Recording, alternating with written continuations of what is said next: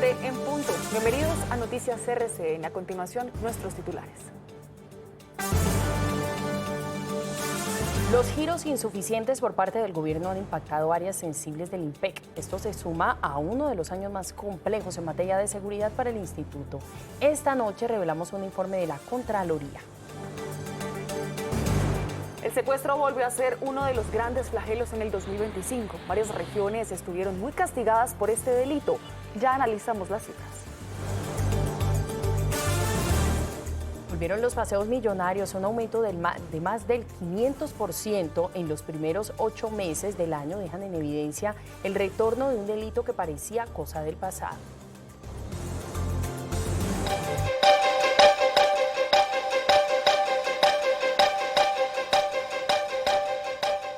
Mucha atención, hay noticia urgente. El presidente Gustavo Petro acaba de anunciar cambios en la cúpula militar. A quienes ven son los hombres que estarán al frente de las instituciones. Al mando de las fuerzas militares queda el general Hugo Alejandro López Barreto. En el ejército queda el mayor general Roger Gómez Herrera. El almirante Juan Ricardo Rosso Obregón queda al mando de la Armada Nacional.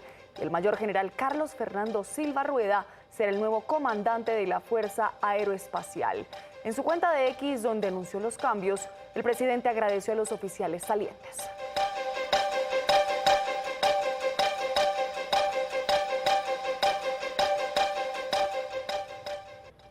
7 de la noche, 1 minuto. Hemos ya contado varias veces la compleja situación que vive el INPEC, pues esta noche revelamos un informe de la Contraloría que muestra cómo el tema presupuestal ha puesto a esta institución en aprietos. Giros insuficientes por parte del gobierno nacional han impactado directamente áreas sensibles como el personal, el parque automotor y el manejo de los expendios de los víveres al interior de las cárceles. El informe es de Oscar Ramírez.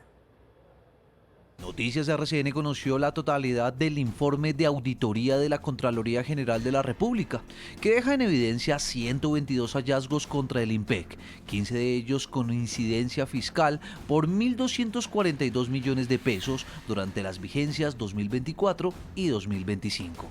El organismo de control advierte que la falta de giros insuficientes por parte del gobierno nacional ha impactado directamente áreas sensibles como el personal, el parque automotor y el manejo de los expendios de víveres al interior de las cárceles. En cada uno de estos centros hay unos expendios de venta de combustibles, de gaseosas, de asuntos varios para las personas privadas de la libertad. Identificamos que, si bien es responsabilidad del INPEC administrar y estar como a la custodia de estos expendios, no se está llevando esta vigilancia y el control, la administración diaria que debe tener estos expendios. La Contraloría encontró, por ejemplo, que no existen directrices claras para evitar el acaparamiento de productos, lo que ha generado sobrecostos y quejas de los internos. Además, se identificaron riesgos sanitarios, deficiencias de infraestructura y falta de supervisión del INPEC y de la Secretaría de Salud. La Picota de Bogotá, que es uno de los centros más grandes del país, con más de 8.000 personas privadas de la libertad, tan solo cuenta con 700 guardianes del INPEC. Pero estos 700 guardianes que solamente numéricamente uno ya calcula y es insuficiente para, obviamente, dar la seguridad que se requiere en un centro penitenciario de máxima seguridad como es la Picota. Estas personas también tienen que cumplir con unas funciones administrativas, operativas, hay muchas incapacidades médicas. El ente de control advierte que más del 90% de los centros carcelarios ya agotaron el presupuesto de mantenimiento vehicular, obligando al INPEC a pedir adiciones presupuestales que no han sido atendidas oportunamente por el gobierno. Es casi que un llamado, una alerta también al gobierno nacional de poder tener una mirada estratégica del sector, del sistema penitenciario, y que en esa medida pueda empezar a tomar las acciones que se requieren para ese fin, ¿no? Entonces es un tema de gerencia casi que transversal, porque no depende solamente de una sola entidad, de un solo directivo, sino que es un tema que hay que articular muchas entidades. Del total de funcionarios, 16.899, el informe refleja que 1.324 tienen restricciones médicas, psiquismo 911, restricción de personal privado de la libertad 59 y sin turnos nocturnos 581. También se le recordó a todos los funcionarios los operativos constantes, las revistas de día, de noche. En diciembre se presentan varias situaciones. La primera son intentos de fuga, la segunda son fiestas, pero también hay unas situaciones psicológicas donde también aumentan los suicidios. Entonces estamos en alerta, estamos trabajando con todos los trabajadores penitenciarios para evitar que pasen estas cosas. Este informe se conoce meses después de una de las crisis de seguridad más graves que ha enfrentado el IMPEC en los últimos años, tras una ola de atentados contra dragoneantes en varias regiones del país, hechos que dejaron a funcionarios heridos, amenazas directas al personal penitenciario y obligaron a reforzar los esquemas de seguridad. Los hallazgos de la Contraloría dejan una conclusión clara. Sin los recursos suficientes por parte del gobierno nacional, el sistema penitenciario sigue operando al límite, con riesgos para la seguridad, la salud y el manejo transparente de los dineros públicos. 7:05, y esto es más que una noticia, es un llamado de atención. Es realmente preocupante la accidentalidad que se está viviendo en Colombia y durante esta temporada. Más de 500 accidentes en diciembre ha dejado una cifra que raya en lo absurdo. 2.500 personas que han fallecido en las carreteras. Por favor, tengan cuidado en esta temporada vacacional, maneje con precaución y no mezcle el alcohol con la gasolina. Lastimosamente, y el sueño y el ideal sería algún día llegar a una cifra en ceros, que muestre la cultura vial, que muestre la seguridad vial. Sin embargo, no nos vamos a cansar con todas las entidades, el Ministerio de Transporte, la Agencia Nacional de Seguridad Vial, en hacer todos los planes, todas las actividades de sensibilización que sean necesarias para entender que la conducción es una actividad de alto riesgo, de alta responsabilidad, que requiere todas las competencias y habilidades de las personas que están al frente del volante.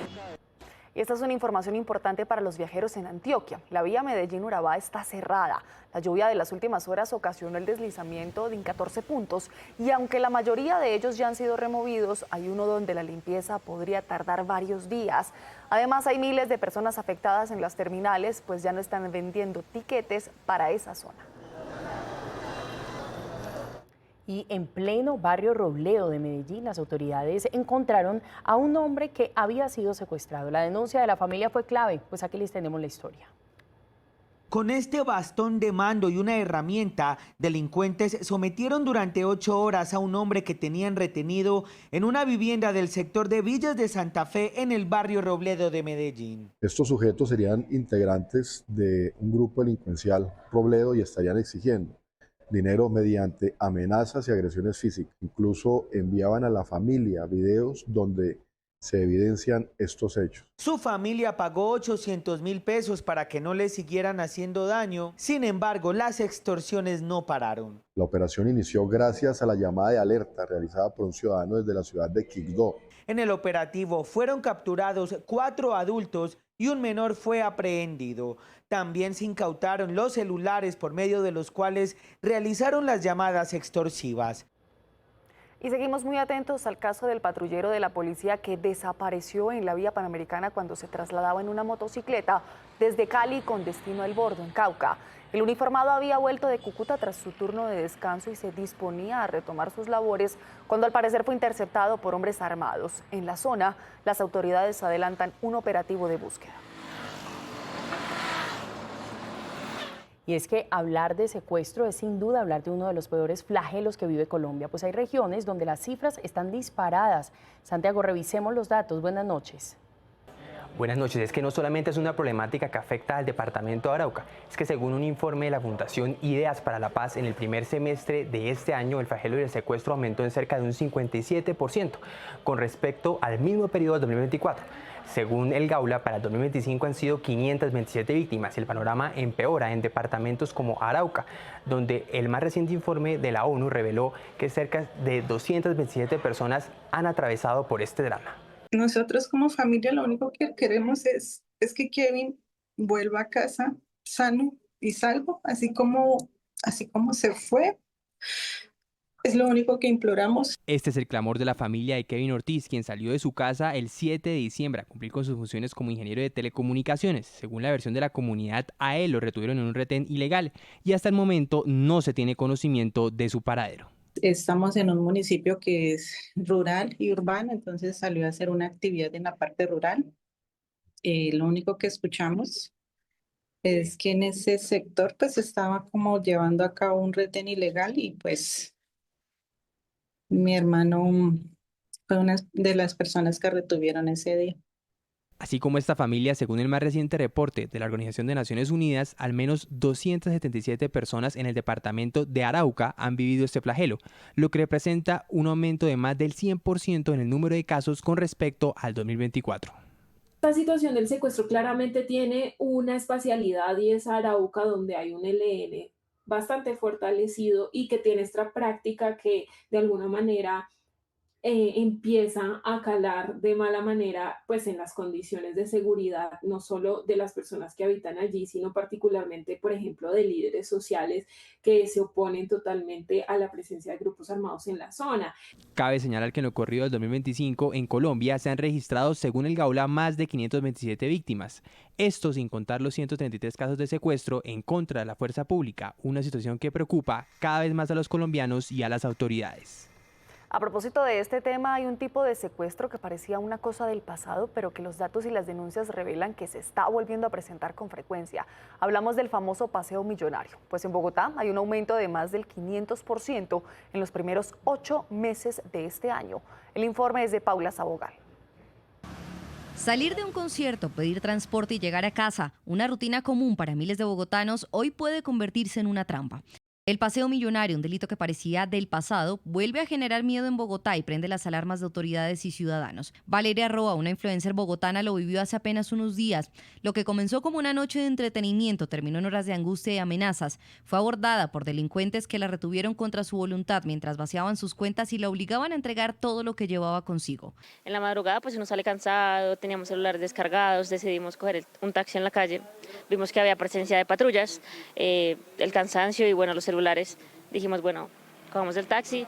A los 7 minutos más o menos se suben 2 tipos y nos empiezan a quitar las cosas, como lo comenté en la denuncia, a tocarnos con la excusa de que nos tenían que registrar, a mirar nuestras claves, nuestras cuentas y bueno, 30 minutos de un paseo horroroso.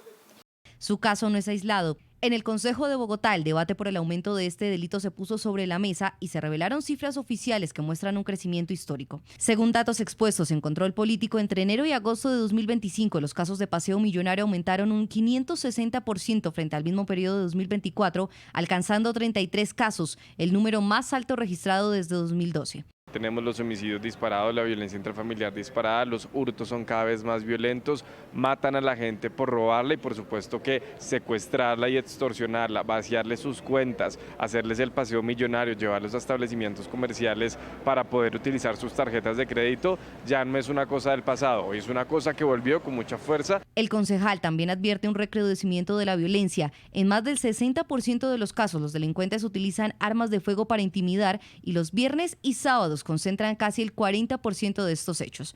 Sin embargo, estadísticas de la policía reflejan una disminución de los casos. En el último año se han registrado 19 reportes de paseo millonario con 22 víctimas concentrados principalmente en la zona T y en la zona G, sectores de alta rumba y movilidad nocturna. Tiene unos modus operandi y unos patrones en el comportamiento delictivo, pero gracias al trabajo de la Secretaría de Seguridad, Fiscalía General de la Nación, Policía Nacional y el Gaula, se está trabajando ese tipo de hurto al tipo de secuestro. Con eso hemos obtenido estos resultados tan importantes para la Metropolitana de Bogotá.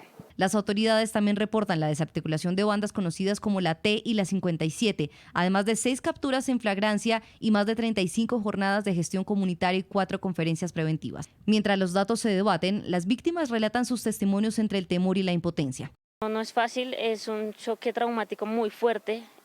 Yo creo que el tema emocional, el tema psicológico es demasiado cargado. Las autoridades mantienen los operativos y las acciones de prevención mientras continúan las investigaciones para esclarecer estos hechos. Entre tanto, reiteran el llamado a la ciudadanía a seguir las recomendaciones al momento de movilizarse por la ciudad. Lo más importante, las personas tienen unos canales para poder llegar a la Administración de Justicia. Tenemos nuestras plataformas a denunciar, nuestra línea 165. Tenemos correos institucionales, los cuales cuando sean víctimas nos pueden contactar para nosotros poder atacar el fenómeno del paseo millonario.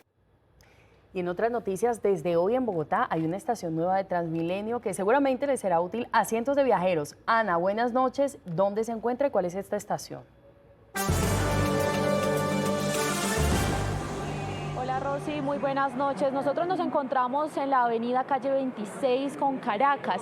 Es esta, la estación de Transmilenio que fue entregada hoy, justamente el vagón del costado norte. Beneficiará, le cuento, a 11.000 personas, principalmente del sector de Centro Internacional, y cuenta por el momento con 6 rutas que dirigirán principalmente a 3 portales, el portal del norte, el portal de la 80 y el portal de Usme. Algo relevante para la ciudadanía es que el vagón sur será entregado el próximo mes de marzo, según indicó el alcalde mayor de Bogotá, cuando esté terminada la conexión del puente sobre la calle 26 que conectará con el viaducto. Otro punto relevante de esta estación es que es una estación definitiva y por encima pasará la primera línea del metro de Bogotá.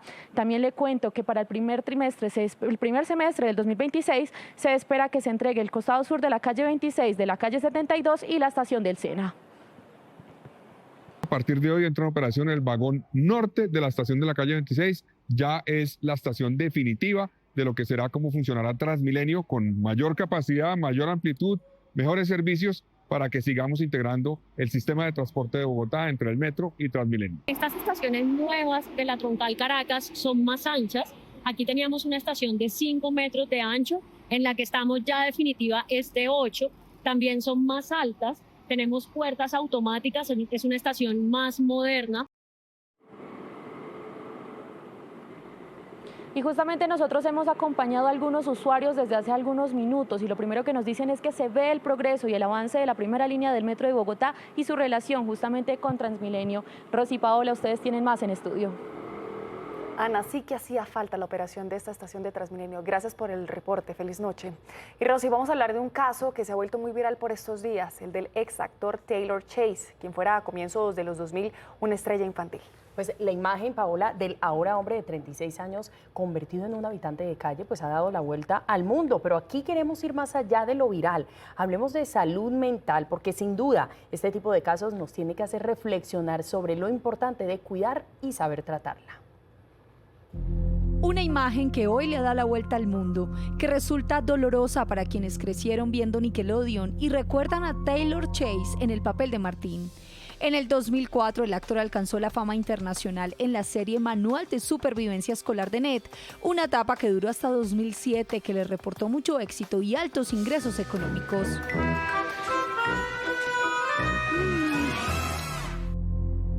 Chase volvió a ser noticia por su condición. La situación llevó a varios de sus ex compañeros a ofrecerle ayuda.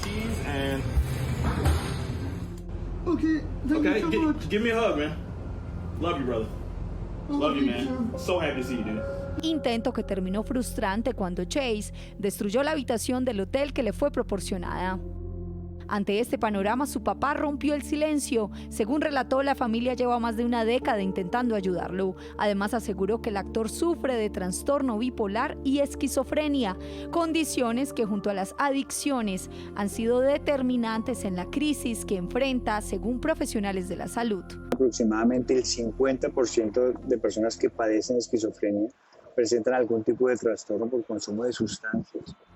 Esta situación pone nuevamente sobre la mesa la discusión sobre el impacto de la fama temprana y la importancia de los sistemas de apoyo en salud mental. Acompañamiento con profesionales de la salud desde esas tempranas edades. Pero, ¿qué papel tomar cuando se convive con un adicto? No se trata de salvar a la persona, sino de caminar junto a ella en su proceso de recuperación. Chase fue internado en un hospital para evaluación psiquiátrica con la esperanza de lograr una progresiva rehabilitación.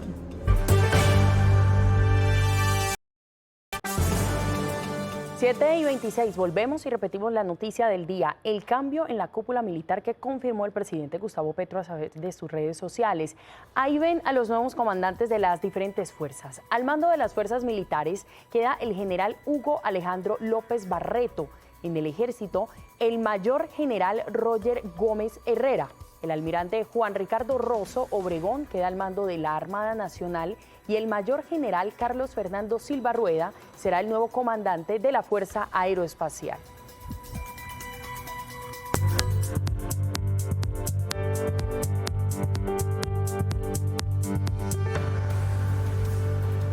Líderes europeos y el primer ministro de Canadá reiteraron el apoyo a Ucrania durante una ronda de conversaciones en vísperas de la reunión de los presidentes Donald Trump y Volodymyr Zelensky en Florida. Van a discutir el plan de paz para dar fin a la guerra de Rusia en Ucrania. En la breve parada que hizo Zelensky en suelo canadiense, el gobierno de ese país anunció un nuevo paquete de apoyo financiero a Kiev. En su tránsito hacia Estados Unidos, el presidente Volodymyr Zelensky hizo una parada en Halifax, Canadá, para reunirse con el primer ministro McCartney, quien hizo un importante anuncio. 2.500 millones de dólares en asistencia económica que ayudará a desbloquear la financiación del Fondo Monetario Internacional, del Banco Mundial y del Banco Europeo de Reconstrucción y Desarrollo para iniciar este proceso de reconstrucción. Zelensky condenó el más reciente bombardeo de Rusia en Kiev. Ese ataque es, una vez más, la respuesta de Rusia a nuestros esfuerzos de paz. Esto demostró claramente que Putin no quiere la paz y nosotros sí. El ucraniano también participó en una reunión virtual con líderes de Francia, Italia, Finlandia, Alemania, Polonia, Noruega y la OTAN, quienes reafirmaron su apoyo a los esfuerzos que conlleven a la paz. Por su parte, el presidente Vladimir Putin responsabilizó a los ucranianos de no tener intenciones de cesar los enfrentamientos. Vemos que lamentablemente los cabecillas del régimen de Kiev no tienen prisa hoy en resolver este conflicto de forma pacífica. Las declaraciones ocurren en vísperas de la reunión de los jefes de Estado de Estados Unidos y Ucrania en Palm Beach, Florida. Y en plena época de fin de año, más de 1.000 vuelos fueron cancelados en las últimas horas en Estados Unidos por la tormenta invernal que azota el nororiente del país. En Nueva York reportan acumulaciones de nieve de hasta 7 centímetros de altura. Las malas condiciones climáticas también dejan a unos 30.000 hogares sin electricidad en Michigan.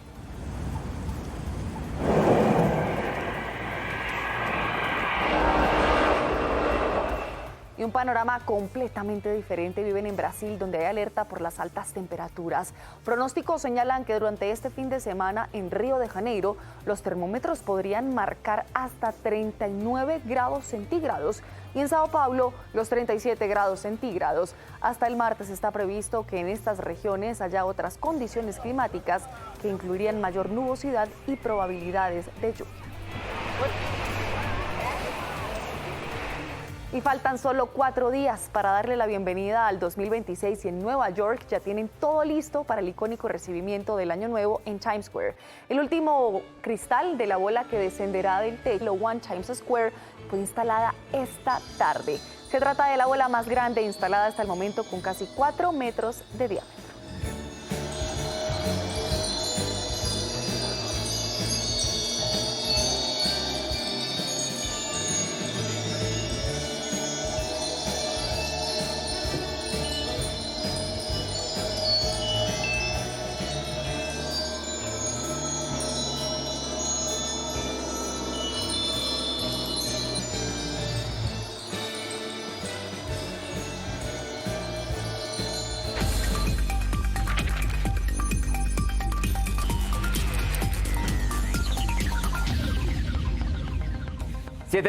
Llegamos a la información económica bien contada, bien explicada en Noticias RCN el fin de semana. Bienvenidos, esto es Plata es Plata. Bueno, señores, va cerrando el 2025 y aunque todavía no tenemos las cifras oficiales de cómo termina el año, sí hay datos para ir haciendo balances. Por ejemplo, Asobancar entregó un informe agridulce. Les adelanto, la inversión sigue siendo el talón de Aquiles de la economía colombiana. La proyección de Asobancaria es que este año va a cerrar con un leve crecimiento en la economía y dice de una vez que el 2026 va a ser similar. Estimamos que este año cerraremos con un crecimiento de 2.7% real y el año entrante de 3% real.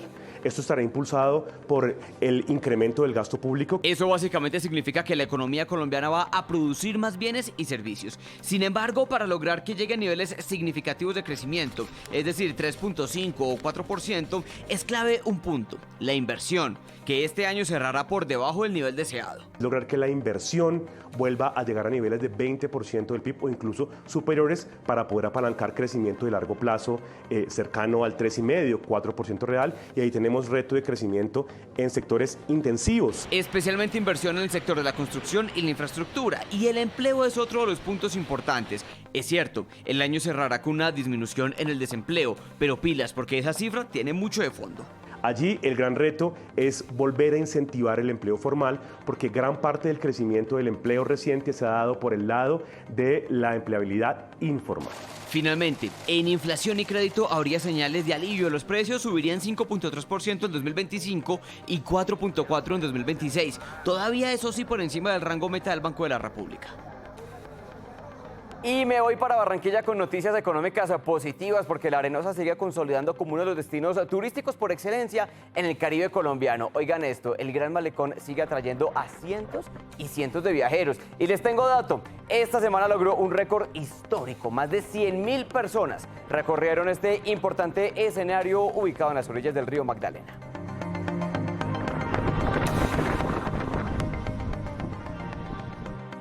Oigan, y ya que hablamos de turismo, seguramente muchos de ustedes ya están listos para salir a sus vacaciones de fin de año. Una pregunta, ¿han evaluado hacerlo con asistencia? Se los pregunto porque un informe revela que ahí puede estar la diferencia entre un viaje de ensueño y uno de pesadilla. El error más común que nosotros hemos detectado es pensar que unas vacaciones se planean solo reservando tiquetes y hotel. La realidad es que pues, los imprevistos en un viaje y especialmente en destinos internacionales pueden ocurrir, especialmente tenemos registro de problemas de salud, cancelaciones de vuelo, pérdidas de equipaje y no prever este tipo de situaciones puede convertir un viaje soñado en una experiencia complicada. Cuando estamos en un destino internacional donde digamos que la mayor parte del destino es desconocido por lo general para todos, esto implica riesgos que uno no siempre controla. Entonces una asistencia garantiza en primer lugar una atención médica inmediata, una atención que le permite a la persona tener una telemedicina o que un médico se desplace al lugar donde está la persona que tenga la molestia o en muchos casos trasladar a la persona a un centro médico. 7:34. Lo cierto, señores, es que diciembre ya se está acabando. Y más o menos en 15 días, cuando pasen las fiestas y todos volvamos a la realidad, pues hay que tener cuidado y pilas, porque si no nos comportamos bien financieramente en lo que resta de la temporada, enero va a ser un mes muy complejo. Aquí algunos de los errores financieros más frecuentes en el fin de año. Está más porque se entró o se recibió dinero extra. La prima o ingresos adicionales de diciembre suelen evaporarse rápido. Subestimar las obligaciones del primer semestre, como el pago del impuesto predial, el pago del impuesto de vehículos, el SOAT, los gastos escolares y las matrículas estudiantiles de los jóvenes de las familias, también genera un impacto. Usar créditos para cubrir gastos básicos hace que los intereses se coman o terminen menguando la parte creciente del ingreso. Planeen los gastos, no sea que enero nos pase factura. Señores, la noticia económica que todos estamos esperando va a salir entre el 29 y el 30 de diciembre. El salario mínimo es la fecha para que se conozca el decreto. Ahí estamos muy pendientes. 7:35, saque la información económica. Nosotros hacemos una pausa muy cortica. Ya volvemos con más noticias RCN. Quédese conectado con nosotros.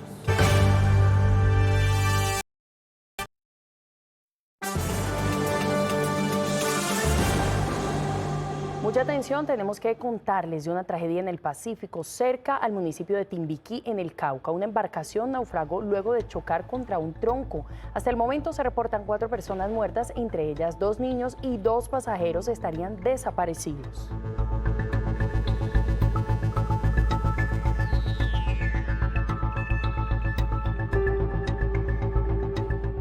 Y hablemos ahora de una preocupación en Bogotá. Son decenas de colegios que han tenido que cerrar sus puertas por la baja en el número de matrículas y hay 2 razones. La primera es que muchos jóvenes están dejando los estudios y la segunda es que la baja en la natalidad ya está afectando al sector educativo privado.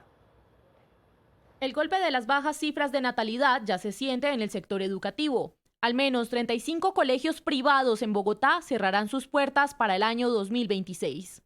Ya no solamente la baja natalidad, sino también la decisión de más de 1,5 millones de familias en el país de irse. Desde la Mesa Distrital de Colegios Privados denuncian la oferta escolar de instituciones que ofrecerían modelos de homeschooling. Que no tienen que atender obligaciones, que no tienen que atender compromisos, ese deber ser, y lo que no sabemos aún es de qué manera aparecen de manera legal en el sistema de matrícula para precisamente presentar en la inscripción de la plataforma Prisma el ICFES y así recibir su título de bachiller. Otros de los motivos de las bajas matrículas serían el paso a la educación oficial y la deserción en estudiantes para los grados 10º y 11. Ya aquellos ciudadanos que decidan no terminar 10º y 11 tienen la posibilidad de validarlo, pero a partir de los 18 años.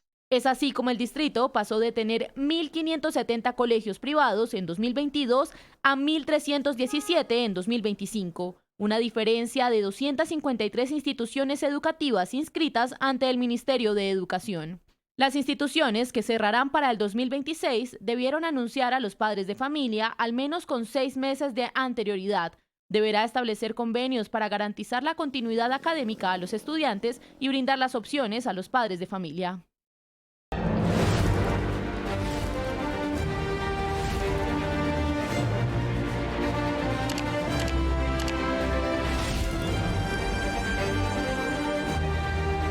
¿Qué tal? Muy buenas noches. Pues nosotros seguimos en este segundo día del buque ARC Simón Bolívar atracado en el muelle El Molo de Abrigo, aquí en Valparaíso, Chile. La temperatura chévere, 13 grados centígrados. Yo estoy sin chaquetica, usted como que sí es más friolenta, ¿no, Un Angélica? poquito, yo soy de Bogotá, entonces tiendo a estar ya todo el tiempo con mi chaqueta puesta, siempre con la chaqueta puesta. Bueno, yo sí me lo aguanto un poquito más, pero bueno, decenas de colombianos han llegado aquí a conocer las cubiertas del buque científico de la Armada Nacional y la Dirección General Marítima, y mucha emoción al ver patria aquí en Chile. Y nosotros también nos emocionamos, ¿no, Sí. Esteban? Qué bonito es ver colombianos que se acercan acá al buque ARC Simón Bolívar, que quieren conocerlo, quieren saber su historia, pero además de eso, recordemos que dentro de las razones por las cuales nosotros estamos en Valparaíso es por el Team Buzos, estos 3 integrantes, 3 tripulantes de este laboratorio científico que han llegado hasta acá, hasta Valparaíso, para también capacitarse con expertos y autoridades expertas en las aguas Élidas, las aguas élidas, sí, señora. élidas, aguas de bajas temperaturas. Recordemos que Chile es experto en todo el tema antártico y ellos justamente han venido aquí a Valparaíso, Chile, para tener entrenamientos. Escuchemos precisamente pues cómo les fue.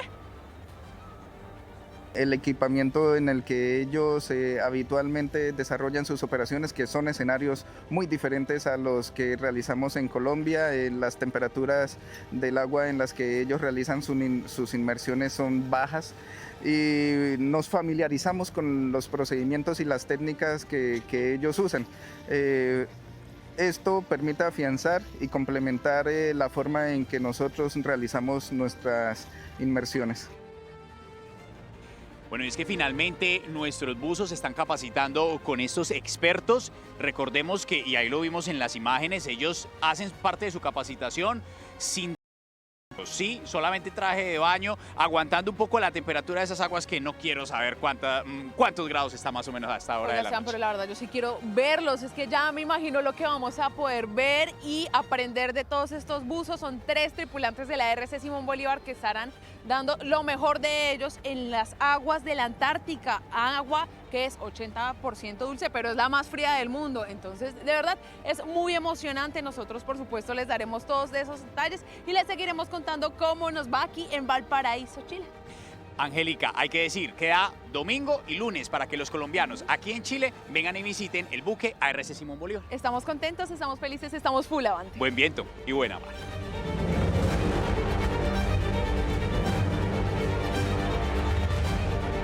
No, y con chirimía, eso lo que está es buenísimo. Sebas puede estar mal de la voz, pero no de los pies. Allá lo veré echando paso. Se está disfrutando muchísimo. Ojalá se recupere pronto. Un abrazo. Bueno, pues hasta aquí llegamos al final de esta emisión de Noticias RCN. Gracias por habernos acompañado. Nos volvemos a ver mañana al mediodía y recuerden mañana nuestra especial de Inocentes a las 7 de la noche. Feliz noche para todos. Descansen. Pónselo a la burrita.